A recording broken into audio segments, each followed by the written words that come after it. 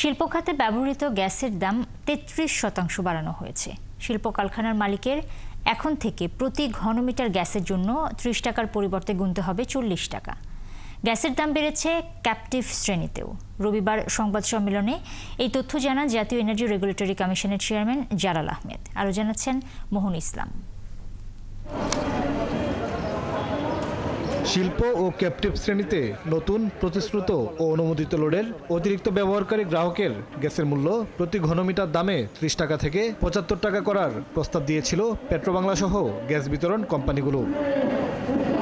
গ্যাসের দাম পুনর্নির্ধারণে গেল ২৬ ফেব্রুয়ারি গণশুনানির আয়োজন করে জাতীয় এনার্জি রেগুলেটরি কমিশন।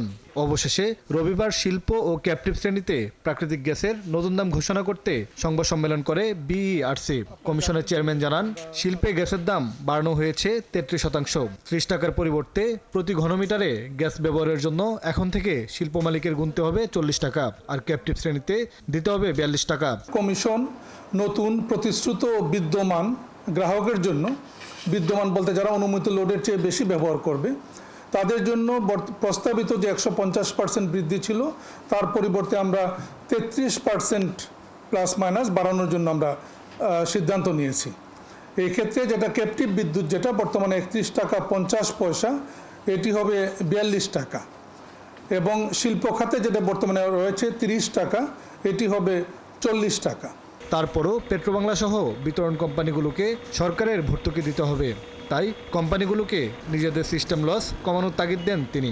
আমরা বিতরণ কোম্পানি সমূহকে তাদের ব্যবস্থাপনা দক্ষতা বৃদ্ধি, পরিচালন ব্যয় হ্রাস এবং তাদের গ্রাহকগণের জ্বালানি সংক্রান্ত যন্ত্রপাতির দক্ষতা নিরূপণের জন্য তাদেরকে আমরা বলেছি।